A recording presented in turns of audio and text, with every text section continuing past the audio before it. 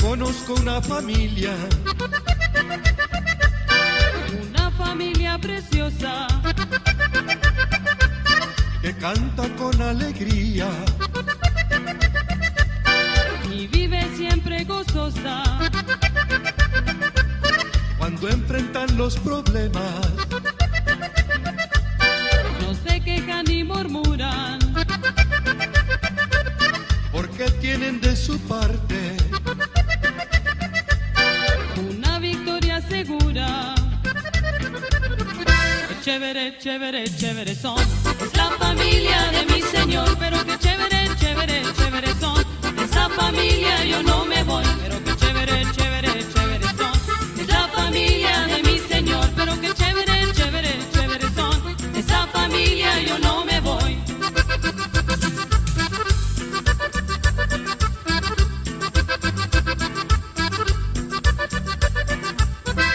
Si usted es parte de la familia del Señor, gócese y alábele con todo su corazón. ¡Aleluya!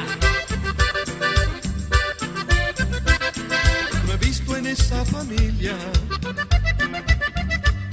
Ninguno desamparado,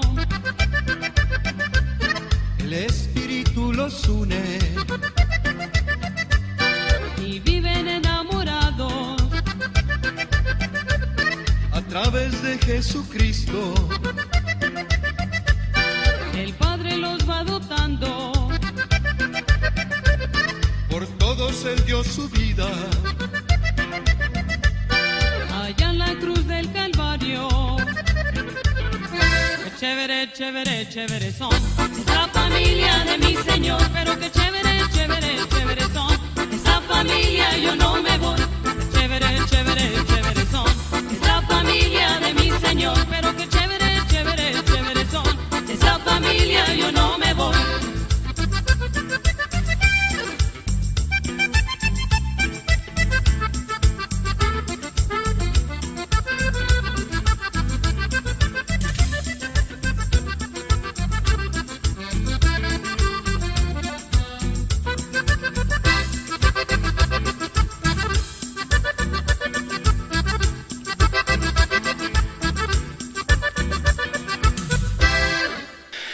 Gloria a Dios. Primera de Juan 1, verso 7 dice la Biblia: pero si andamos en luz, como Él está en luz, tenemos comunión unos con otros. Y la sangre de Jesucristo, su Hijo, nos limpia de todo pecado. Ese nada más. Si andamos en luz como Él está en luz, tenemos comunión unos con otros, y la sangre de Jesucristo, su Hijo, nos limpia de todo pecado. ¿Qué significa esto? Alguien dirá, bueno, una de dos. Esto significa que si no andas en la luz, entonces andas en tinieblas. Sí, pero ¿cómo sé si ando en tinieblas o ando en la luz? Bueno, si ya no te gusta tener comunión con aquellas personas que Dios ha puesto en tu camino, con aquellas personas que tú sabes que debes comunicarte con ellos, entonces las tinieblas están por llegar a tu vida o ya llegaron. Alguien dirá, es verdad, pero es que esas personas que Dios ha puesto en mi camino son muy malas y creo que andan más en oscuridad que nadie. Bueno, acuérdate que tú eres luz y Dios te ha dado esa luz no porque te portabas bien. Dios te ha dado esa luz para que tú también aluces o alumbres a aquellas personas que andan en tinieblas. Así que por favor no dejes que las tinieblas de otras personas apaguen la luz que Dios ha puesto en ti.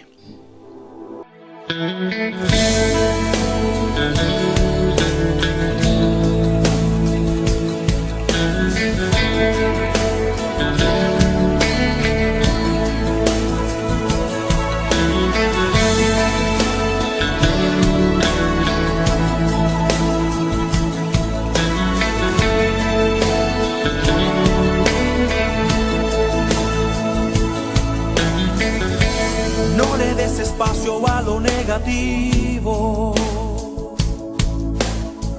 aunque pronostiquen días de mal tiempo. Se sido un polluelo que cayó del nido.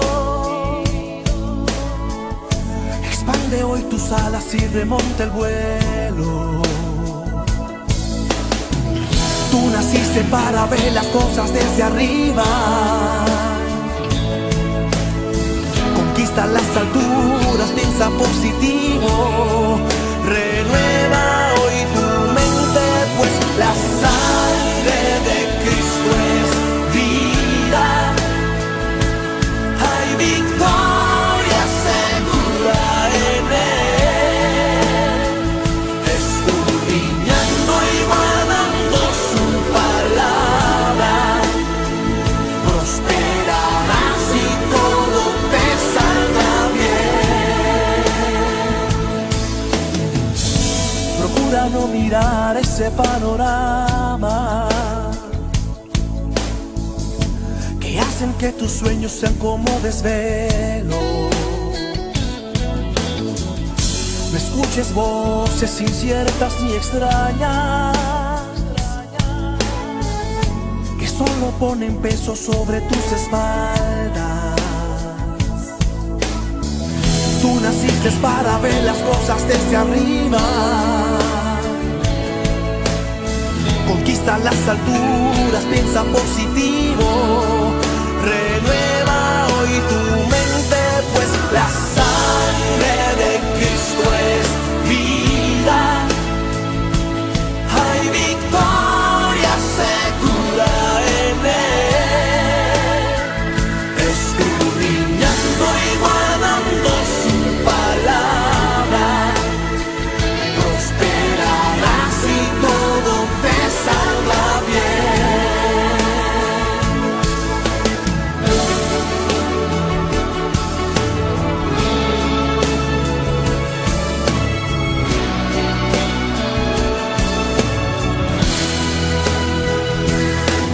La sangre de Cristo es vida.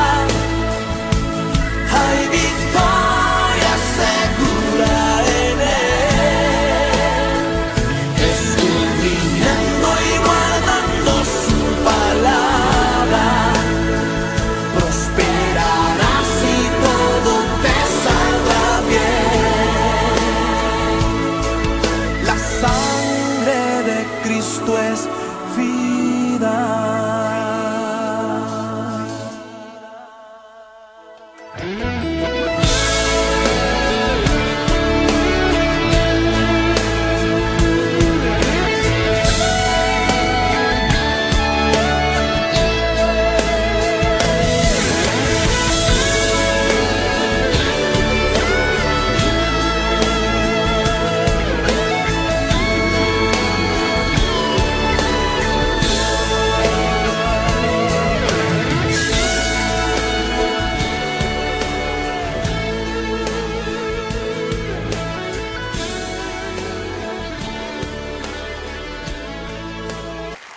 El Señor dijo: yo soy la luz del mundo. El que me sigue a mí no andará en tinieblas, sino que tendrá la luz de la vida. Cuando usted y yo caminamos en luz, no hay manera de tropezar. Hace unas semanas atrás estábamos en el encuentro espiritual con varios de los hermanos de aquí de la congregación, y mi esposa y yo estábamos caminando rumbo a donde habían hecho una gran fogata. Pues la fogata todavía no la habían empezado, entonces, y nosotros no encontrábamos una de esas linternas, y estábamos caminando por allá. Eran las 11 de la noche y era oscuro y en el bosque, y mi esposa estaba agarrada de mi brazo. No podíamos ver absolutamente ni siquiera nuestros pensamientos, mucho menos el camino. Era una cosa tan... Y mi esposa venía declarando cada cosa, declarando que iban a haber lagartos que iban a salir a nuestro encuentro. Estaba diciendo que habían tigres y leones y no sé cuánta cosa. Y yo estaba muy, ¿verdad? Muy como a veces podemos ser. Véngase, mi amor. Y yo también: Señor, ¿por dónde andamos? que no nos salga, yo estaba ya empezando a dudar, oiga, pues que no nos salga acá un cocodrilo o algo por el estilo. Y yo venía así pisando. Mire, es que lo que pasa cuando usted camina en la oscuridad, usted tiene que pisar así, no anda usted confiado, anda usted caminando así a ver, y apenas usted viene abajo. Y así parecen algunos de nosotros en nuestro caminar espiritual, andamos nomás así como de a pulgada en pulgada. Señor, ayúdame que no veo nada. ¿Dónde estoy? ¿Quién soy? ¿Cómo me llamo? Lo que pasa es que tenemos que salir a la luz, porque cuando usted y yo caminamos en la luz, si yo hubiera tenido el cerebro de agarrar una linterna, pues podíamos andar caminando confiado, pero pues como yo no necesito linterna, ¿verdad? Gloria a Dios, pues veníamos caminando así. Así parecen muchos de mis queridos compatriotas. Yo no necesito linterna, yo estoy bien, y por eso andan ustedes avanzando así. Vamos a salir a la luz, vamos a caminar en la luz y vamos a dejar que la luz alumbre nuestro camino, ¿verdad? Para poder caminar confiados. En Mateo capítulo 5, verso 14 dice: ustedes son la luz del mundo. Diga conmigo en voz alta: yo soy la luz del mundo. Dígale al que está junto: usted es la luz. Ahora, mi pregunta esta mañana es la siguiente: si nosotros somos la luz del mundo, ¿por qué hay tanta tiniebla? Porque si usted se da cuenta, la única manera de deshacer de las tinieblas es prendiendo una luz. Alguien hace muchos años compuso una canción muy bonita que dice: enciende una luz, déjala brillar, la luz de Jesús, que brilla en todo lugar. No la puedes esconder, no te puedes callar ante tal necesidad. Enciende una luz en la oscuridad.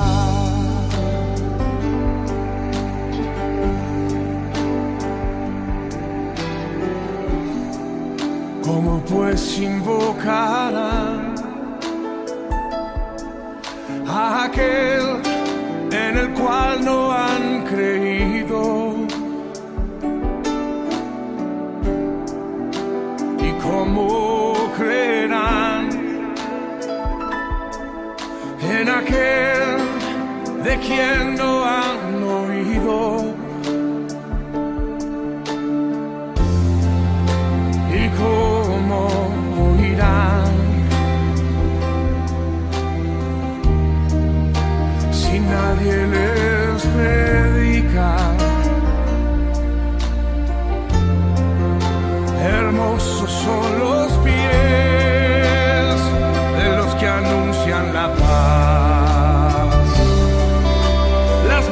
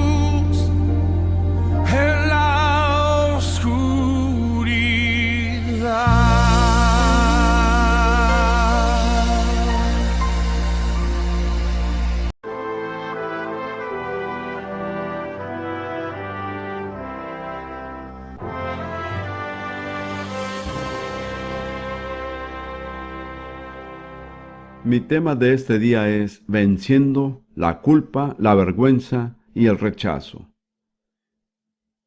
Y me imagino que tal vez, por lo menos el 25% de las personas aquí este día tienen alguno de esos tres problemas: culpa, vergüenza o rechazo.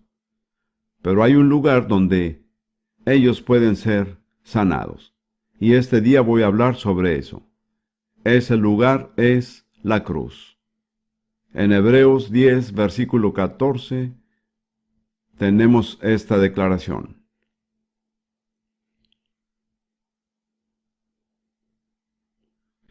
Porque por una ofrenda, Él ha hecho perfectos para siempre a los que son santificados. Este único sacrificio es la muerte de Jesús en la cruz. Note el lenguaje que ha sido usado. Él ha hecho perfectos para siempre. Es perfecto y lo va a hacer para siempre. Nunca va a perder su validez y nunca será incompleto. Por un sacrificio, Jesús ha hecho total provisión para cada necesidad de la humanidad. Muchas personas no saben que la muerte de Jesús en la cruz fue un sacrificio. En Hebreos 9:14 dice: Él, Jesús, mediante el Espíritu Eterno se ofreció a sí mismo. Jesús fue el sacerdote, Él fue el sacrificio, Él se ofreció a sí mismo y Él lo hizo a través del Espíritu Eterno. Recuerdo la segunda vez que fui a un servicio de avivamiento, yo no tenía idea de qué era eso. Eso fue en las Asambleas de Dios. Yo nunca escuché de ellos ni sabía de ellos. Yo había estado en un servicio previo donde el Espíritu Santo me hizo levantar la mano en el momento del llamado. Yo no la levanté. Él la levantó, lo que es una experiencia. Créame, yo tenía el conocimiento suficiente para saber que iban a hacer ese tipo de cosas, las que eran totalmente extrañas para mí. Así que efectivamente llegaron al final del mensaje y todos los que quisieron levantaron sus manos. Pensé que alguien lo hizo por mí la última vez y yo no podía esperar a que sucediera dos veces, así que yo levantaría mi mano y lo hice. Era lo que ellos esperaban. Luego continuaron con el servicio. Más tarde el pastor vino a mí y me habló. Creo que se dio cuenta que tenía un problema en sus manos y me dijo: ¿cree usted que Jesucristo murió por usted? Yo lo pensé. Toda mi educación era en filosofía y etimología. Y le dije: la verdad no puedo entender qué tiene que ver con la muerte de Jesucristo. 19 siglos atrás, con los pecados que he cometido en toda mi vida. Él no discutió conmigo, lo cual le favoreció, sino que ellos oraron por mí y 2 noches después, en una sala del cuartel del ejército a medianoche, vestido solo con mi ropa interior, tuve un encuentro personal con Jesucristo que cambió radical y permanentemente toda mi vida. Y eso fue hace 58 años. Esto no fue una emoción pasajera. Pero después, cuando yo estaba leyendo el Nuevo Testamento y estaba leyéndolo en el griego original, yo leí esta escritura: Jesús a través del Espíritu Eterno se ofreció a sí mismo sin mancha a Dios. Y supe el significado de la palabra eterno. Eso significa algo que está fuera del tiempo, no está sujeta a las limitaciones del tiempo. Y entonces yo encontré la respuesta a mi propia pregunta. En la cruz Jesús comprendía que tomaba sobre sí mismo los pecados de toda la humanidad, desde Adán hasta la última persona que alguna vez va a nacer. Esto no estaba dentro de las limitaciones de tiempo, fue un sacrificio eterno fuera del tiempo. Y esto resolvió completamente mi problema filosófico. Así que quiero hablarle esta noche acerca de cómo yo llegué a esto. Cuando yo conocí al Señor, yo era un soldado en el ejército. Y usted sabe, salvación trae promoción. Yo era un enfermero auxiliar porque había hecho una objeción de conciencia y no era elegible para ser promovido. Pero el ejército es un poco confuso. Cuando ellos me enviaron a un curso de bajo rango en la ciudad de Leeds, en ese vasto campo de maniobras que va más allá del edificio donde estamos, y teniendo un trasfondo totalmente militar, ya que todos mis parientes han sido oficiales en la Armada Británica. Yo pasé la prueba. De modo que ellos me tuvieron que promover. No sabía todo lo que estaba pasando, así que regresé y el oficial al mando, quien era un doctor, me mandó llamar y me dijo, «Lo hemos ascendido a cabo». Le dije, «Sí, señor». Él dijo, «¿Cómo va a la cocina?» Bueno, ya sabe, en el ejército se aprende a ser bastante discreto. Yo pensé para mí mismo, es tan mala como siempre, pero no se lo diré. Y dije, «Me parece que está como siempre, señor». Él dijo, «¿No sabías que eras el cabo de los cocineros?» Le dije, «No, señor, nadie me dijo». Dijo, «Hemos tenido que promoverlo y el único puesto vacante era para un cocinero. Así que a partir de ahora es el cabo de los cocineros». Y así seguí como cabo durante varios años, pero nunca cociné. Lo cual fue una bendición para mis camaradas, se los puedo asegurar. De esa manera, déjeme decirles que cuando llegué a ese curso yo era un soldado aspirante sin comisión, pero regresé todo un cabo. Como ve, la promoción sigue a la salvación. Quiero contarles cómo llegué a esto. El ejército envió a mi unidad al Oriente Medio, la cual era la ambulancia número 1 de combate. Allí pasé los siguientes 3 años en el desierto del norte de África, en Egipto y en otro país que está al oeste, Libia, así es, y finalmente en Sudán. Bien, yo estuve en la batalla de El Alamein a una distancia segura y luego seguí a las fuerzas que avanzaban en mi ambulancia número 1 de combate. Yo desarrollé una infección en la piel de mi dedo del pie derecho. Así que ellos hicieron lo que pudieron porque realmente querían mantenerme en la unidad, pero no pudieron, así que fui admitido en el hospital y en el Hospital Militar del Medio Oriente. Esa es una experiencia que no le deseo a nadie. Así que yo había caído en lo que John Bunyan llama el pantano del desaliento, el pozo de la desesperación. Y yo estaba allí, sentado en la cama, pensando, no queda nada de nada. Así que abría mi Biblia y me decía a sí mismo, sé que si tengo fe, Dios me sanará. Pero lo siguiente que me decía era, yo no tengo fe. Y allí estaba de vuelta en el pantano del desaliento. Pero por casualidad abrí mi Biblia en Romanos 10:17, que dice, así que la fe viene del oír y el oír por la palabra de Dios. Me dije a mí mismo, si yo no tengo fe, yo puedo conseguirla, esta viene. Y yo quiero decirles esto a ustedes, usted no necesita estar sin fe, ella viene, si usted hace la cosa correcta. Y lo correcto es escuchar la palabra de Dios. Así que yo dije, voy a hacer esto sistemáticamente. Me armé con 3 lápices de colores, uno azul, amarillo y uno rojo. Entonces el lápiz azul era para cada pasaje en la Biblia que tenía algo que ver con la sanidad. Yo leí la Biblia de principio a fin porque tenía mucho tiempo, y ¿sabe usted con lo que terminé? Con una Biblia azul. Así que yo realmente estaba convencido de que la sanidad está en la Biblia. Como filósofo yo hice todo más difícil. Así que dije, seguro, Dios sana, pero Él no está interesado en el cuerpo, Él solo sana el alma. Hasta que yo leí Proverbios capítulo 4, el 20 al 22, dice, Hijo mío, presta atención a mis palabras, inclina tu oído a mis razones, que no se aparten de tus ojos, guárdalas en medio de tu corazón, porque son vida para los que la hallan y salud, y en el margen dice medicina, para todo su cuerpo, carne. Y cuando leí cuerpo dije, ni un filósofo puede hacer que la carne signifique el alma. Así vi que Dios había provisto medicina para toda mi carne, para todo mi cuerpo.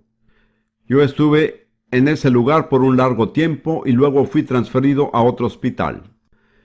Yo me salvé de ser transferido a un hospital psiquiátrico porque en ese tiempo yo decía a los doctores que yo creía que Dios podía salvarme. Y luego algo descendió sobre mí. ¿Sabe qué fue? Una general de brigada del Ejército de Salvación. una mujer general, porque en el ejército de salvación, si su esposo muere, usted toma su rango. Su esposo había muerto y ella era una militante, pero igual de militante en cuanto al hablar en lenguas como otros son acerca de la salvación. Bendito sea Dios, ella está con el Señor, pero yo siempre honraré su memoria. Ella viajó junto a un soldado neozelandés y con su compañera de trabajo, una señorita americana, ella misma era australiana. Ellos tenían un pequeño auto de 4 asientos y manejaron 50 millas hacia el Bala en el canal de Suez donde yo era un paciente. Ella estaba totalmente vestida con su uniforme y todo completo. Así que ella entró en la sala e intimidó a la hermana enfermera. Y le dijo, ¿puedo tomar a este joven y llorar con él en mi auto? La hermana dijo, sí, pero nunca me preguntó a mí si yo quería orar. Así que me encontré sentado en el asiento de atrás de este pequeño auto de 4 asientos con la general australiana y el conductor neozelandés en el asiento delantero y la compañera de trabajo, una dama norteamericana, una joven de Oklahoma, en el asiento trasero. Y todos empezamos a orar. Y luego esta joven a mi lado comenzó a vibrar y a hablar en lenguas. Entonces yo comencé a vibrar. Yo no había elegido hacerlo, y de pronto todos en el coche comenzaron a vibrar. Y todo el coche vibraba también. Nosotros estábamos inmóviles, el motor no estaba encendido y el carro vibraba, pero yo sabía que Dios estaba haciendo esto para mi beneficio y que Él quería convencerme. Así que esta joven recibió un mensaje en lenguas, hizo una elocución en lenguas y dio su interpretación. No recuerdo toda la interpretación, pero nunca he olvidado una parte en particular. Esto fue lo que dijo. Ella era de Oklahoma. Si tú conoces a gente americana de Oklahoma, sabes que ellos no hablan como graduados de Cambridge. Esto es un eufemismo. Pero cuando se dio la interpretación fue en perfecto inglés shakespeariano. Así que pensé, eso tiene que ser de Dios. Ahora estoy llegando al punto de lo que les voy a decir. La interpretación fue más larga que esto, pero esta es la parte que recuerdo. Mira la obra del Calvario, una obra perfecta, perfecta en todos los sentidos y perfecta en todos los aspectos. Yo sabía que el Señor me estaba hablando acerca de la muerte de la cruz y que Él me decía que era perfecta, que era completa, que no había omitido nada y que cubrió todo. Pero cuando salí del carro yo estaba tan enfermo como cuando llegué. Sin embargo, sabía lo que tenía que hacer, considerar la obra del Calvario. Yo decidí unir todo esto con mi experiencia, con la escritura de Proverbios capítulo 4, y fui al médico y le dije que quería ser dado de alta bajo mi propia responsabilidad. Ahora él era un Nicodemo, él estaba muy interesado. Así que no me dio de alta inmediatamente. Él solía enviarme a medianoche para preguntarme sobre el Evangelio. Y decidí lo que tenía que hacer, considerar el trabajo del Calvario, tenía que tomar la Biblia como mi medicina. Y entonces dije, siendo yo un asistente médico, ¿cómo deben las personas tomar las medicinas? 3 veces al día, después de las comidas. Así que yo dije, desde ahora en adelante voy a tomar la Biblia como mi medicina 3 veces al día después de las comidas. Bien, cuando yo salí de Egipto, en pocos días fui enviado a Sudán, en donde el clima es mucho peor que Egipto. Pero yo había dicho que iba a tomar mis medicamentos 3 veces al día después de las comidas, así que después de cada comida principal abría mi Biblia y la leía. Y dije, Dios, tú dices que esta es mi medicina. Bueno, yo no puedo decirles todo lo que sucedió, pero la respuesta es que la medicina trabajó en uno de los peores climas del mundo. Yo estaba totalmente sanado. La medicina funcionó. Aquí tengo un pequeño libro que está basado en esto. Se llama El frasco de la medicina de Dios. Y usted puede adquirirlo por un buen precio. Permítame decirle una cosa más acerca de este libro. Cerca de un año atrás yo estaba en Jerusalén y una joven mujer filipina se acercó a mí y me dijo: hermano Prince, yo quiero decirle algo. Y ella me contó la siguiente historia. Su madre había sido diagnosticada con cáncer en uno de los mejores hospitales de Manila. Ellos le dijeron que le quedaban 3 meses de vida. Después fue trasladada en un avión a los Estados Unidos, a un hospital de Nueva York, y ahí los doctores le dijeron lo mismo, que le quedaban 3 meses. Bueno, alguien le dio a la hija este pequeño libro. Así que la hija miró el título, se lo dio a su madre y le dijo: mamá, ¿por qué no intentas esto? No tienes nada que perder. La madre debe haber sido una mujer de gran carácter. Ella dijo: yo lo voy a hacer. Y por 9 meses tomó la palabra de Dios como su medicina 3 veces al día después de sus comidas. Cuando ella regresó a los médicos, no pudieron encontrar ningún caso de cáncer en todo su cuerpo. Quiero decirles que la medicina funciona. Sin embargo, quiero decirle que debe tener en cuenta que Dios tiene más de una manera de sanarle. Si su camino es la medicina, ella va a funcionar. Pero si Él tiene otra manera, entonces usted tiene que ser sensible al Espíritu Santo y ver cuál es la otra forma. Pero después de todo, usted no tiene mucho que perder. Y si no consigue ser sanado, alguien más podría hacerlo, como la mujer cuya madre fue completamente sanada de cáncer. Así que todo eso me lleva de nuevo a Hebreos 10:14. Porque por una ofrenda, Él, Jesús, ha hecho perfectos para siempre a los que nosotros son santificados. Esto cubre cada necesidad de cada ser humano, desde Adán hasta el último ser humano. Espiritual, física, mental, emocional, cada necesidad está cubierta por el sacrificio de Jesús en la cruz. Considera la obra del Calvario un trabajo perfecto, perfecto en cada sentido, perfecto en cada aspecto.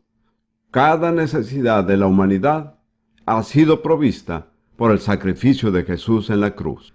Ahora quiero hablarles acerca de la provisión para 3 necesidades que podemos llamar necesidades emocionales: la culpa, la vergüenza y el rechazo.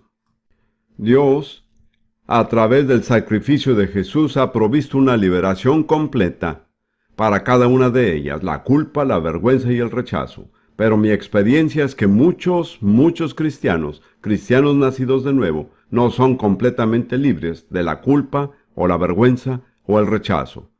De modo que yo quiero hablarles esta noche sobre la liberación de cada una de estas 3 cosas, y estimaría que por lo menos el 25% de los que están aquí necesitan alguna clase de liberación de una u otra de estas 3 cosas.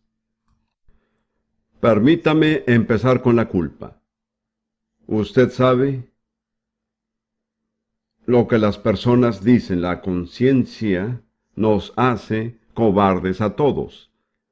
Si usted tiene un sentimiento de culpa, usted nunca podrá ser totalmente libre, ni victorioso, ni un cristiano efectivo. Y Dios no quiere que usted tenga una persistente sensación de culpa de lo que sea.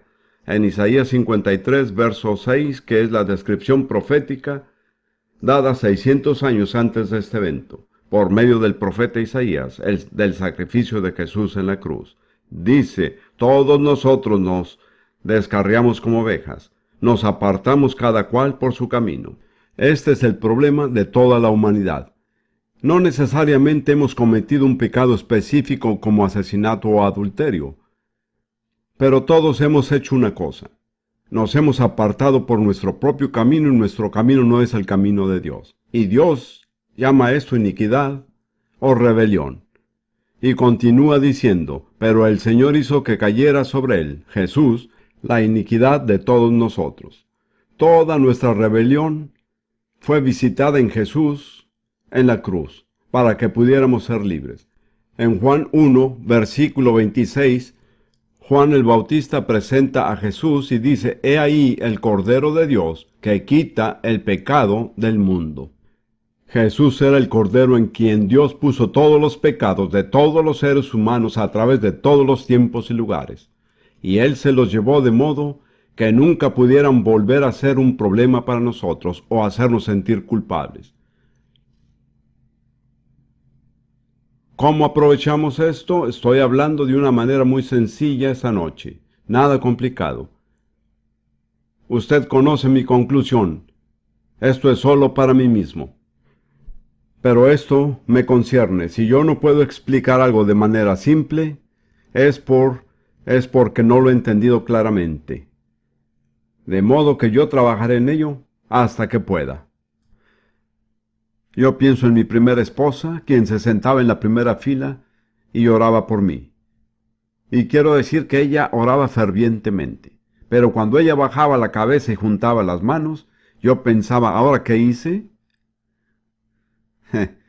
Dios contestó sus oraciones. Ella era mucho mayor que yo, era una misionera con experiencia. Ella pudo haberse enseñoreado de mí o dominado, pero no lo hizo. Ella dio un paso atrás, tomó la posesión de una esposa y me dejó ser la cabeza de la familia. Y a lo largo del tiempo, y eso fue un largo tiempo, valió la pena. Yo pude haber estado sometido bajo mi esposa, quien tenía mucho más experiencia y era talentosa. Tal vez algunas de ustedes, mujeres, están cometiendo ese error. Puede que usted sea mucho más lista, más inteligente que su esposo, pero no tome su lugar, porque el resultado de eso es la confusión. Ahora, ¿cómo beneficiarse de esta provisión? Todo es muy simple. Proverbios 28, versículo 13. El que encubre sus pecados no prosperará, mas el que los confiesa y los abandona hallará misericordia. Así que, ¿qué debemos hacer? Confesar nuestros pecados. Primera de Juan 1:9 dice, si confesamos nuestros pecados, Él es fiel y justo para perdonar nuestros pecados y limpiarnos de toda maldad. Si confesamos nuestros pecados, Dios nos perdonará. Pero si nos negamos a confesarlos, Dios no perdonará. Dios se ha comprometido a sí mismo a perdonar cada pecado del que nosotros nos arrepentimos y que confesamos. Pero si nos rehusamos a confesarlos, no recibiremos el perdón. Como ve, hay una tremenda tensión y una gran tendencia de no traer los pecados a la luz pública. Cuando Lidia y yo estábamos recién casados, ella tuvo un sueño, y a través de ese sueño Dios le habló a ella y dijo, el tiempo no cubre el pecado. Y yo he guardado esto conmigo, el tiempo no cubre el pecado. Usted pudo haber pecado hace 50 años, pero si usted no se ha arrepentido y confiesa y lo abandona, usted aún sigue siendo responsable de ese pecado.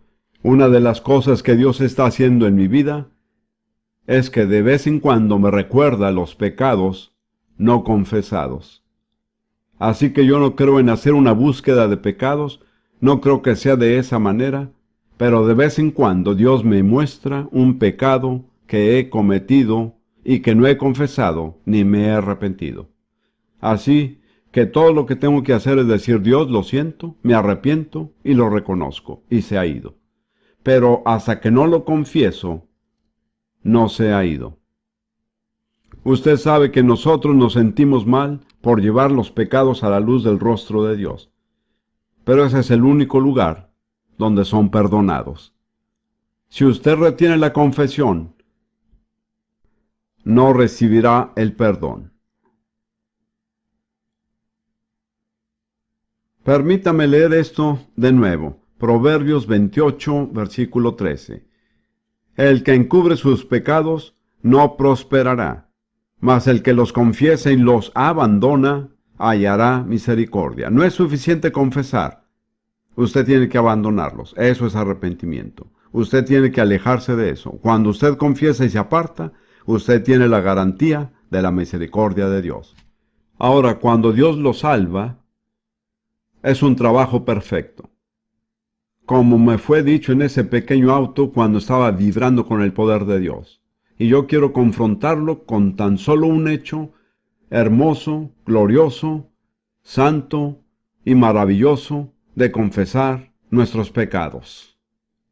Está en Isaías 61, versículo 10. Isaías 61, 10. En gran manera me gozaré en el Señor. Mi alma se regocijará en mi Dios. Esto es muy emocionante, ¿no le parece? Eso no es solo religión. Esa es la salvación. Usted sabe que de niño yo crecí en la iglesia anglicana. Escuché todas esas hermosas oraciones y ritos y yo los amaba. Y todas las confesiones que la gente decía. Pero después me dije, si realmente han confesado todas esas cosas, ¿por qué salen de aquí igual que cuando entraron? No parece que les ha cambiado en nada, así que concluí que no funcionaba. Estaba equivocado. Después vi que sí funcionaba. Sigamos adelante. En gran manera me gozaré en el Señor, mi alma se regocijará en mi Dios. Escuche, ¿cuál es la razón? Porque Él me ha vestido de ropas de salvación, me ha envuelto en manto de justicia. Hay dos cosas ahí, el vestido de la salvación y el manto de la justicia. Muchos cristianos y algunos de ustedes aquí han recibido el vestido de la salvación, pero no se ha dado cuenta que ha estado cubierto con el manto de la justicia. No es su justicia, sino que es la justicia de Cristo. Una justicia que nunca ha conocido el pecado, la cual no tiene un pasado culpable, que no tiene nada de qué avergonzarse, y bendito sea Dios. Dios no le coloca solo un pliegue, Él le ha cubierto con ella. No hay ningún área de su personalidad que esté expuesta a las acusaciones de Satanás, porque Él le ha cubierto con su manto de justicia. Y cuando se dé cuenta que ha confesado, perdonado y recibido la salvación, todo lo que necesita hacer es dejar que Dios le ponga el manto de justicia. Al usar este manto de justicia no hay lugar para una conciencia culpable, no hay lugar para el remordimiento, no hay espacio para la duda y el cuestionamiento. Todo esto ha sido atendido en la cruz. Este es el remedio de Dios para la culpa. En palabras sencillas, son la vestidura de la salvación y además el manto de justicia. Ahora muchas personas han recibido la vestidura de la salvación, pero ellos nunca han entendido que esta tiene que ir también con el manto de la justicia, no con su propia justicia, sino la de Dios, impuesta en usted a través de Cristo. Y cuando usted se la pone, el diablo puede mirarlo desde cualquier ángulo, pero no conseguirá de qué acusarlo, porque usted está cubierto con el manto de la justicia de Jesucristo. Ese es el remedio de Dios para la culpa. Hay muchos de ustedes que están aquí que nunca han hecho uso completo de este remedio, pero antes de terminar el mensaje le daré la oportunidad para que lo haga. Ahora veamos a la vergüenza. La vergüenza es una cosa tan cruel como repugnante. Muchas veces es el resultado de abuso sexual, o por recibir burlas en escuela. Recientemente leí una historia sobre un chico en la clase. El director de la escuela le dijo: ponte de pie como quiera que te llames. Luego dijo: quiero decirles que todos han pasado sus exámenes a excepción de... Y dijo el nombre del muchacho que estaba en pie. Bien, ¿qué pudo sentir este chico, sino vergüenza? Muchas de las cosas que pasaron en la niñez pudieron ser causa de la vergüenza. Como ve, las cosas que le sucedieron mucho tiempo atrás, a veces son las más difíciles de salir. El primero que llegó es el último en salir. Y hay algunos de ustedes de los que están aquí, que no son libres de la vergüenza. Tal vez la fuente más común de la vergüenza de un país y de la civilización occidental es nuestra propia y perpetua vergüenza, es el abuso sexual. Yo he tratado con este problema tanto que no lo puedo contar. Recuerdo a una mujer que conocí cuando ella era una pequeña niña de 9 años. Su padre, quien era un cristiano profesante, abusó sexualmente de ella. Y ella se quedó con esta terrible pregunta: ¿hay algo malo en mí que lo obligó a hacer esto? Y solo cuando ella llegó a la cruz, ella fue liberada de esa vergüenza. Quiero decirle que Jesús ha cargado toda nuestra vergüenza. Déjeme darle solo unas pocas escrituras. Isaías 50, versículo 6. Esta es una declaración profética que describe lo que Jesús hizo por nosotros. Y el versículo 5 dice, el Señor Dios me ha abierto el oído, y no fui desobediente ni me volví atrás. Ahí está Jesús. Luego dice, di mis espaldas a los que me herían, y mis mejillas a los que me arrancaban la barba. No escondí mi rostro de injurias y esputos. Se da cuenta que Jesús dijo, yo di mi cuerpo. Él pudo haberse salvado a sí mismo, pudo haber llamado una legión de ángeles, pero no lo hizo. Él dio su espalda. Déjeme decirle que las muy pequeñas imágenes que vemos de los azotes de Jesús tienen muy poco que ver con la realidad. Fue una escena horrible, porque él fue azotado con un látigo que tenía pequeñas piezas de metal en las correas, y cuando caían en la carne de un hombre la desgarraban de una manera que exponían la carne que había debajo de la piel. Eso fue lo que Jesús soportó. Lo hizo por amor a nosotros, pero él dice, yo no escondí mi rostro de las injurias y los esputos. Así que en la cruz Jesús llevó su vergüenza y mi vergüenza. Permítame leerle un breve relato de lo que sucedió después de la detención de Jesús. Mateo, capítulo 27, versículos 27 al 31. Pilato había entregado a Jesús a los soldados para llevarlo hasta la ejecución. Y dice en el verso 27 y en adelante, entonces los soldados del gobernador llevaron a Jesús al pretorio, y reunieron a los soldados a su alrededor, y desnudándole, le pusieron encima un manto escarlata. Ellos lo desnudaron y se burlaron de él. Y tejiendo una corona de espinas, se la pusieron sobre su cabeza y una caña en su mano derecha, y arrodillándose delante de él, le hacían burla diciendo, salve, rey de los judíos, y escupiéndole, tomaban la caña y le golpeaban en la cabeza. Y recuerda, él estaba llevando una corona de espinas, y cada golpe de esa caña presionaba con las espinas su cráneo. Pero él no ocultó su rostro de los insultos y los esputos. Entonces dice, después de haberse burlado de él, le quitaron el manto, le pusieron sus ropas y le llevaron para crucificarle. Así que en realidad él fue expuesto desnudo 2 veces. Y luego leemos más adelante en Mateo 27, versículo 35. Y habiéndole crucificado, se repartieron sus vestidos, echando suertes, para que se cumpliese lo dicho por el profeta. Se repartieron mis vestidos, y sobre mi ropa echaron suerte. Sentándose, lo vieron desnudo en la cruz por 3 horas. Mire, nunca verá una imagen precisa de Jesús en la cruz, porque siempre ellos lo van a mostrar con unos trapos, pero no le pusieron trapos. Él fue expuesto desnudo. Su vergüenza, su pena fue expuesta a todo el mundo que pasaba y se burlaba de él. Ahora vamos por un momento a la epístola de los Hebreos, solo para enfatizar esta verdad. Hebreos capítulo 12,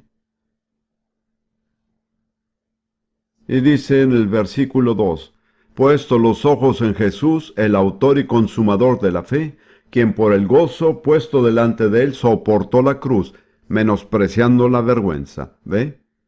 Él llevó nuestra vergüenza, pero él la despreciaba. ¿Y qué es lo contrario de la vergüenza? ¿Cuántos de ustedes me pueden decir? Considero que el mejor opuesto es la gloria. Y en Hebreos 2, versículo 10, dice, porque convenía que aquel para quien son todas las cosas y por quien son todas las cosas, llevando muchos hijos a la gloria, hiciera perfecto por medio de los padecimientos al autor de la salvación de ellos. ¿Traía muchos hijos a dónde? A la gloria. Así es. ¿Qué es lo contrario a la vergüenza? La gloria. Él llevó nuestra vergüenza para que podamos compartir su gloria. Así que aquellos de ustedes, y hay muchos aquí, que por alguna razón tienen un recuerdo en su vida del que usted se siente avergonzado.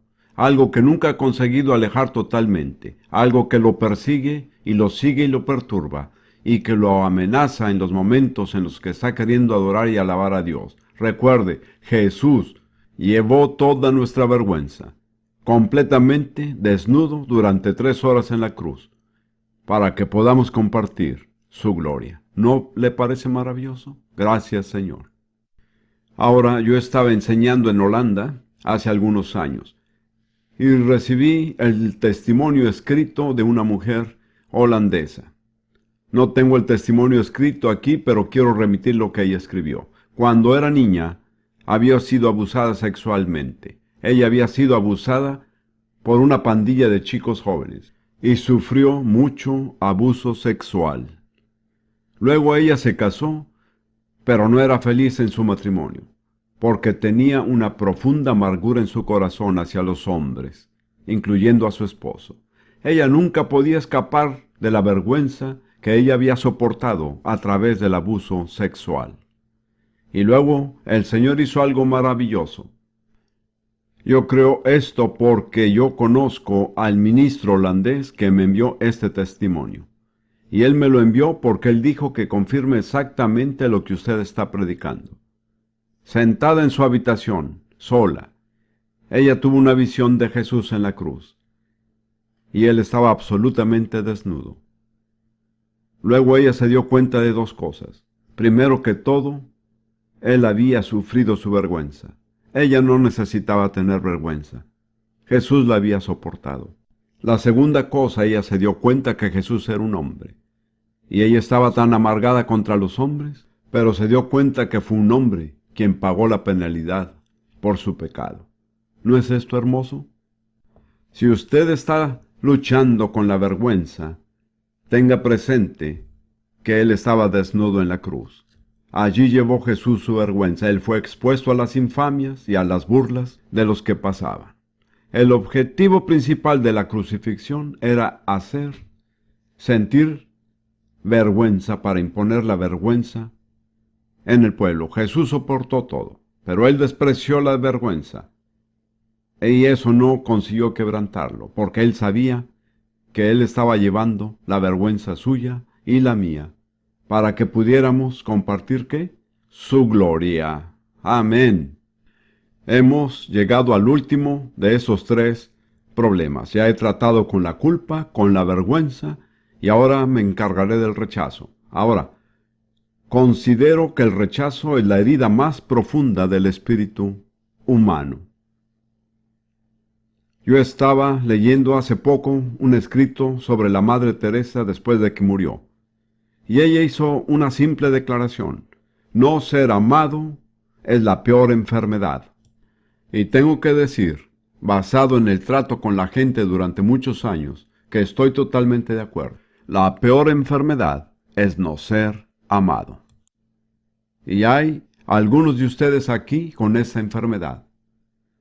Puede que usted sea cristiano, ser salvo, pero nunca se ha dado cuenta de lo que significa ser amado.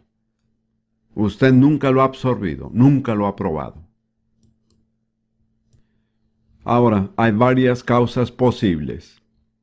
Permítame decir, en los Estados Unidos, donde paso parte de mi tiempo, me imagino que esta es una estimación baja. El 25% de la población está herida del rechazo. Creo que esta es una subestimación. Yo pienso que esto es una epidemia. Y pienso que probablemente no es muy diferente en Gran Bretaña. Es la enfermedad número 1 en nuestra cultura de hoy, debido principalmente a la ruptura de la familia. Ahora voy a darles solo algunos ejemplos simples. Ellos no significa que todos están incluidos. Hay otros que podría dar, pero una de las causas de heridas más comunes es el rechazo a un bebé desde que está en el vientre. Las personas no se dan cuenta que ahí en esa matriz, en ese embrión, hay una pequeña persona muy sensible que quiere ser amada. Hace tiempo que estaba llevando unos servicios regulares de liberación en los Estados Unidos y pude notar que había un grupo de cierta edad que tenía el problema del rechazo. Así que les pregunté cuándo nacieron. La respuesta fue alrededor de 1930. Y si usted es americano, la fecha de 1929 está impresa en su mente. Ese fue el año de la Gran Depresión, cuando todo se vino abajo financieramente. La mayoría de las personas estaban sin trabajo, pocas tenían para comer. Imagínese una mujer dándose cuenta que está embarazada, encontrándose así. A lo mejor tenía otros 6 pequeños que tenía que alimentar y hay un 7º en camino. Ella no tiene que tomar una acción violenta, solamente se resiste a su pequeño bebé. Y ese bebé nace con un espíritu de rechazo. Yo creo que mi esposa Ruth me hubiera permitido decir esto. Ella nació en 1930 en una grande y pobre familia y tenía ese problema, tenía un espíritu de rechazo, pero fue liberada de esto. Y ella me dijo, eso es algo de lo que yo siempre tengo que protegerme, del rechazo, porque a menudo trata de volver. Además, cada bebé, como lo entiendo, llega al mundo deseando algo más que cualquier otra cosa. Y eso es el amor. Así es. Y si los padres no aman a su bebé, o tal vez lo aman pero no saben cómo expresarle su amor para manifestarlo, o sea, el amor que no se expresa no le hace bien a un bebé. Esto no es psicología, esto no puede funcionar así, porque detrás de todo eso externo hay un amor verdadero. Tiene que sentir el amor. El amor debe ser expresado. Y un bebé que no siente el amor, yo diría particularmente el amor de su padre. Si me perdonan damas por decir eso, quiero decir el amor de una madre es maravilloso, pero el amor de un padre es particular. Déjeme decirle algo acerca de mi primera esposa, Lidia. Fue una de las personas de personalidad más fuertes que he conocido. Ella hizo un trabajo en Palestina entre los musulmanes y árabes que pocas personas hubieran tenido el valor de hacerlo. A menudo ella estaba sin dinero suficiente. Incluso a menudo ella tenía misioneros que le criticaban. Pero ella se mantuvo firme a través de todo esto. Y después me di cuenta de un factor muy importante en ella, su carácter. Ella era la menor de 4 hermanas y era la favorita de su padre. Él siempre la afirmó. ¿Usted sabe que esto es lo que hace toda la diferencia en la vida de un niño? Si el padre afirma al niño. Un niño no afirmado, aunque sea provisto, yo fui totalmente provisto. Tenía todas mis necesidades cubiertas, pero nunca supe en mi familia lo que era ser amado. Quiero decir, era amado, pero nadie lo demostraba. Nosotros éramos, como se dice, de labio superior tieso. Nunca muestres una emoción. Nunca le digas a la gente que la amas. Mantente quieto, sin emoción. Esto es personal y encuentro difícil decirlo, pero considero que no es para mi beneficio, sino para el suyo. Cuando el Señor se llevó a mi esposa Ruth, fue la cosa más difícil que me ha pasado en la vida. Y decidí que no sería esclavo de tener un rostro tieso. Si yo quería llorar, yo iba a llorar. Si a las personas no les gustaba, era su problema. Yo no iba a reprimir mis emociones que me fueron dadas por Dios porque mi cultura no estaba de acuerdo con eso. ¿Sabe qué pienso?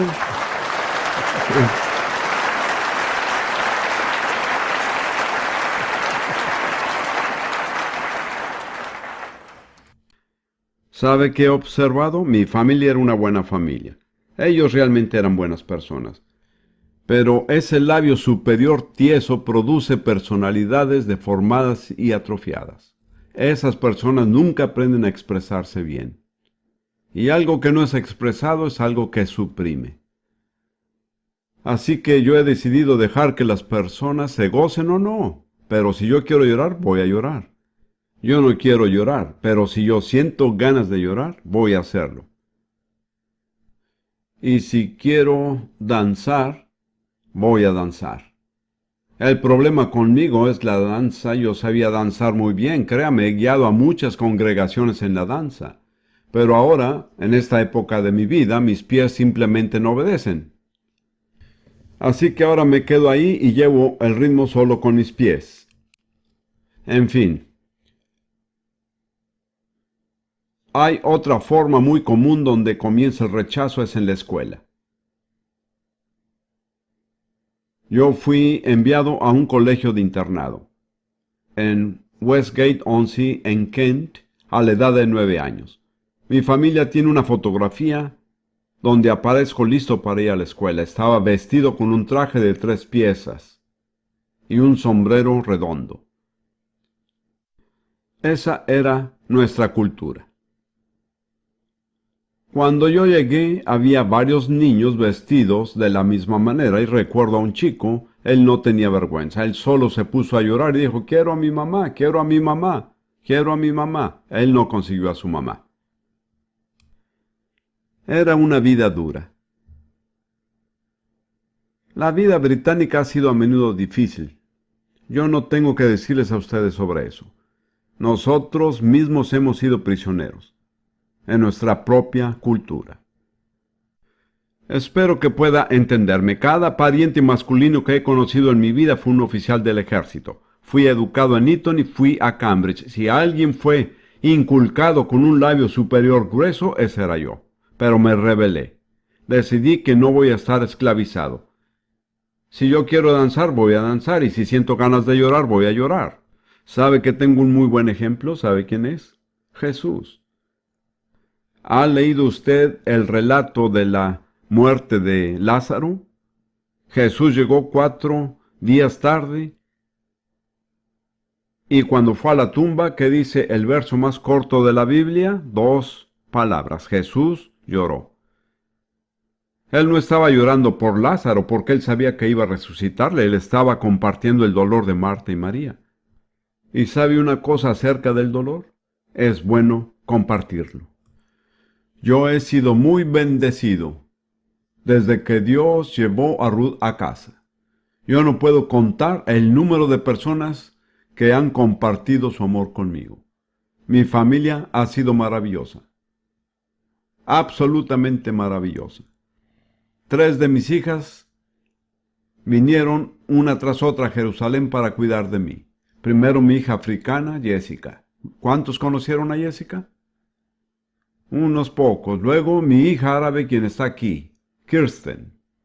Y finalmente, una de mis 7 hijas judías, Ana, quien está aquí también, me llevó a su casa. Ella y su esposo, David, me dieron la mitad del piso superior de su casa para vivir. Yo estoy muy orgulloso de mi familia. Y cuando yo pienso en cómo empezó esta familia, mi primera esposa Lidia en 1928 recogió a una moribunda bebita judía. Todos los misioneros la criticaban. ¿Qué de bueno hay en esto? ¿Por qué no está ella predicando el Evangelio? Hay diferentes maneras de predicar el Evangelio. Puede hacerlo de palabra o de hechos. Pero si no lo hace con hechos, de nada sirve hacerlo con palabras. Y de una pequeña, enferma y moribunda bebé judía a quien Dios la crió, ha crecido una familia de más de 150 personas hasta hoy. Si estoy haciendo alarde, no lo hago de mí mismo, sino acerca de Dios. Hay muchas personas que quieren un gran e impresionante ministerio. Las cosas grandes comienzan siendo pequeñas. Yo era un ignorante, es decir, yo solo fui salvo. Yo no sabía que el Evangelio primero fue para los judíos. Pero mi primera congregación fue judía. No era grande y no era antigua, pero era judía.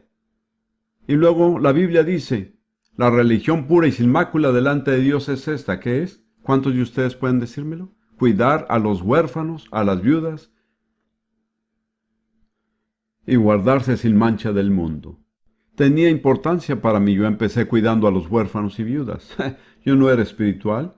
Dios me introdujo en eso. Era la última cosa que yo hubiera planeado hacer. Pero estoy tan contento de haberlo hecho.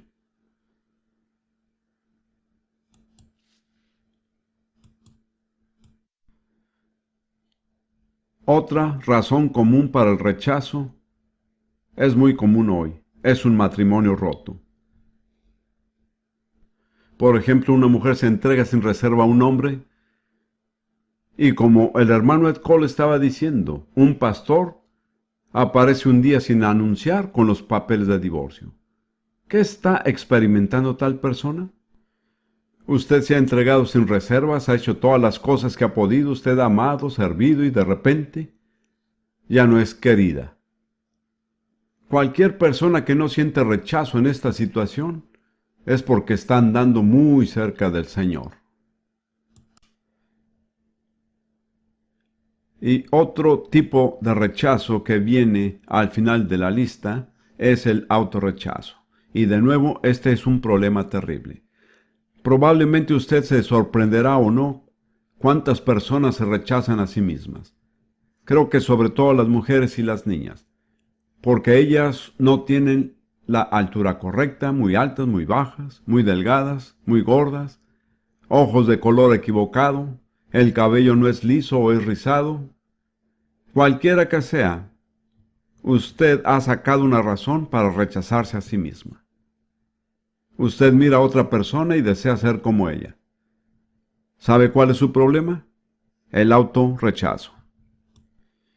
Ahora quiero darle a usted el remedio. Este se encuentra en la cruz. En Lucas, capítulo 23,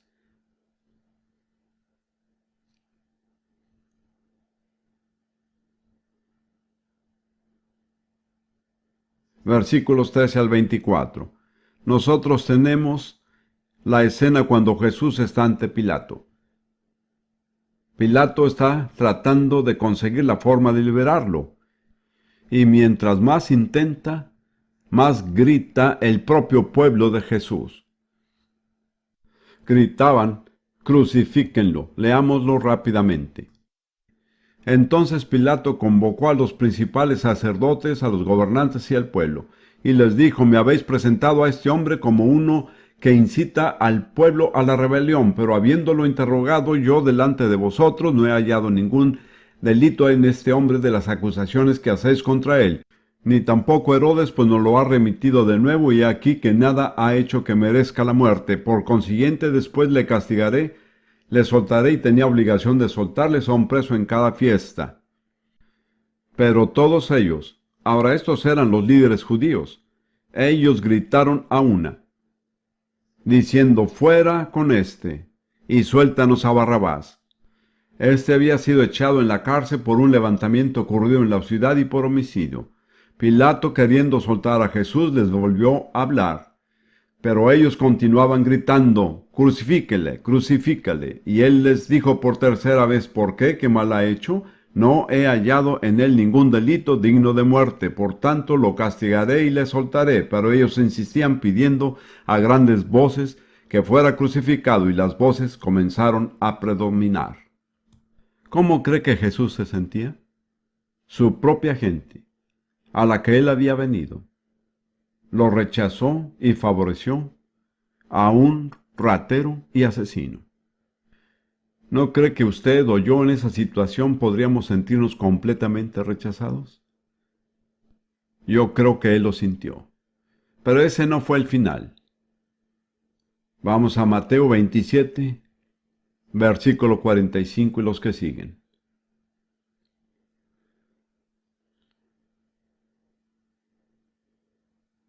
Jesús está ahora en la cruz. Y desde la hora sexta hubo oscuridad sobre toda la tierra hasta la hora novena. Y alrededor de la hora novena Jesús exclamó a gran voz diciendo: Elí, Elí, lema sabactini. Esto es: Dios mío, ¿por qué me has abandonado? Algunos de los que estaban allí, al oírlo, decían: Este llama a Elías. Y al instante uno de ellos corrió y tomando una esponja le empapó en vinagre y poniéndola en una caña le dio de beber. Pero los otros dijeron: Deja, veamos si Elías viene a salvarle. Entonces Jesús, clamando otra vez a gran voz, exhaló el espíritu. Él no murió por las heridas de la crucifixión. La gente crucificada podía vivir hasta 12 horas o más. ¿Qué lo mató? Dígamelo en una sola palabra: rechazo. Eso es correcto. Y no fue suficiente solo ser rechazado por su pueblo, sino que ahora también es rechazado por su Padre. Después de su grito de agonía no llegó ninguna respuesta. Debido a que Jesús se identifica con nuestro pecado, Dios tuvo que tratar con él como trataría con el pecado. Él cerró sus oídos y desvió la mirada. Y Jesús murió de un corazón roto, no por las heridas de la crucifixión. ¿Qué lo mató? En una palabra, el rechazo. Así es. Esa es la herida más terrible que el corazón humano pueda alguna vez experimentar. Pero en el siguiente versículo nos dice por qué pasó eso. Y he aquí el velo del templo se rasgó en dos, de arriba abajo, y la tierra tembló, y las rocas se partieron.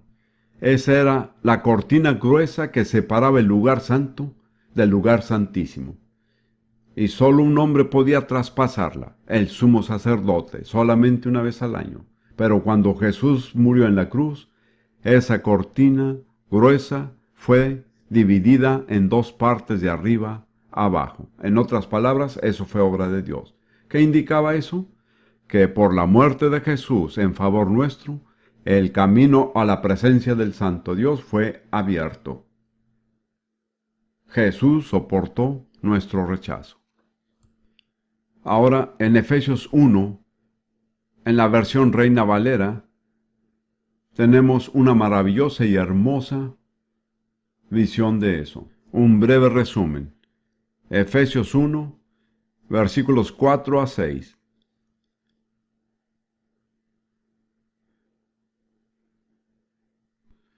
Versículos del 4 al 6. Según nos escogió en él, Jesús, antes de la fundación del mundo, para que fuésemos santos y sin mancha delante de él, en amor, habiéndonos predestinado para ser adoptados hijos suyos por medio de Jesucristo, según el puro afecto de su voluntad, para alabanza de la gloria de su gracia, con la cual nos hizo aceptos en el amado. Así que Jesús soportó nuestro rechazo para que nosotros pudiéramos tener su aceptación. ¿Puede ver todo lo malo que vino sobre Jesús para que todo lo bueno se pueda ofrecer a usted y a mí? Y todo eso fue resuelto por un sacrificio en la cruz. Por un sacrificio, Él nos ha hecho perfectos para siempre, a quienes hemos sido sacrificados. Él nunca necesitó hacer otra cosa. Todo está hecho. Todo lo que nosotros tenemos que hacer es apropiarnos de lo que Él ha hecho. Así que ahora quiero darle una oportunidad para recibir lo que Dios ha provisto a través de su muerte en la cruz. Quiero que aquellos que aún tienen problemas con la culpa puedan recibir el perdón total, para recibir el veredicto de la corte del cielo, la cual lo declaró a usted no culpable. Aquellos de ustedes que han batallado con la vergüenza, yo sé que hay muchos aquí, yo quiero que usted reciba su sanidad, teniendo en mente que en la cruz, totalmente desnudo, Jesús llevó su vergüenza, para que en lugar de eso, usted pueda compartir su gloria.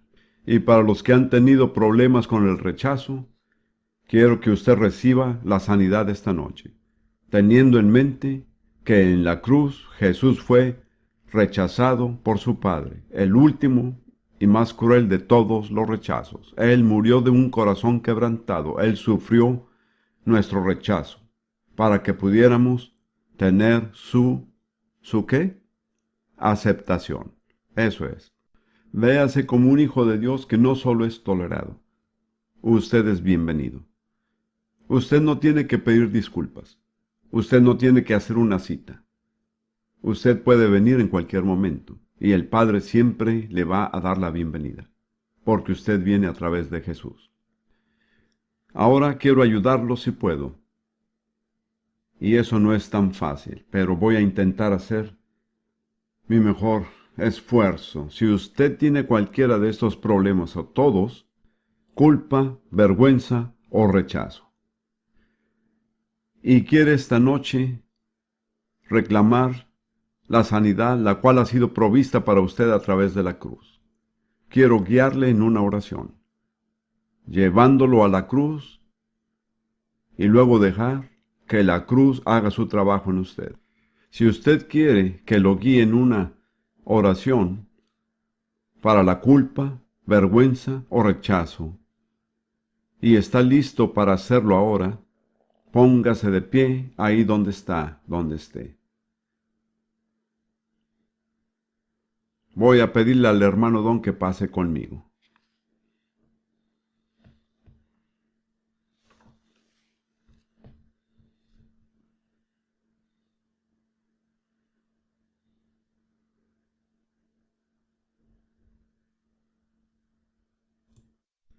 Bien, recíbalo por fe. Usted no tiene que luchar. Usted no tiene que ser mejor. Usted no tiene que ser lo suficientemente bueno. Usted solo tiene que creer lo que yo he predicado, que en la cruz Jesús llevó su vergüenza, su culpa y su rechazo. Comience a darle gracias. Usted ya no tiene que avergonzarse. Usted no necesita sentirse culpable. Usted no necesita sentir el rechazo. Jesús ha hecho todo esto. Y usted puede caminar afuera de este lugar, sintiendo que una carga ha sido quitada de sus hombros. Usted puede ser libre. Libre. Así que quiero que usted simplemente diga esta oración después de mí. Yo no hago ensayos. Yo oraré como yo sienta hacerlo. Repite estas palabras. Señor Dios, te doy gracias, porque tú sabes mi problema aquí esta noche. Tú sabes que yo estoy luchando con la culpabilidad, o la vergüenza, o el rechazo. Yo te agradezco, Dios, porque tu palabra claramente revela que en la cruz Jesús soportó las tres. Él soportó la culpa, Él soportó la vergüenza y finalmente Él soportó el rechazo. Para que yo pueda ser libre, que yo pueda estar libre de la culpa, que pueda estar libre de la vergüenza, que pueda estar libre del rechazo. Y en lugar de sentirme rechazado, puedo saber que soy aceptado por Dios mi Padre. Yo pertenezco a Dios. Yo pertenezco a la mejor familia en el universo. Yo no tengo nada de qué disculparme. Yo no necesito ser avergonzado. Yo no tengo que ser de segunda clase. Dios no tiene hijos de segunda clase. Yo soy tu hijo. Gracias, Padre. Gracias, Padre. Gracias. Ahora, como usted está de pie, voy a orar para que el Espíritu Santo le ministre por todo lo que ha orado. Padre Celestial, te agradecemos esta noche por tu amor y misericordia y fidelidad, porque en la cruz permitiste que Jesús soportara esa agonía de la culpa, la vergüenza y el rechazo, para ser liberados. Y somos libres, que podamos entender que no somos más culpables, no somos más avergonzados, nosotros no somos más rechazados, somos hijos de Dios. Pertenecemos a la mejor familia del universo. Padre, permite que tu verdad penetre ahora dentro de los corazones y las mentes de aquellos que están de pie ante ti. En el nombre de Jesús, reciba su liberación. Y ahora gracias, Dios, por todo. Comience a agradecerle. Esta es la más pura expresión de fe. Solo agradézcale. Usted no puede hacer más. Usted no puede ganarlo, no puede merecerlo, pero puede agradecerle. Solo tome mucho tiempo y diga gracias, Señor. Gracias, Señor.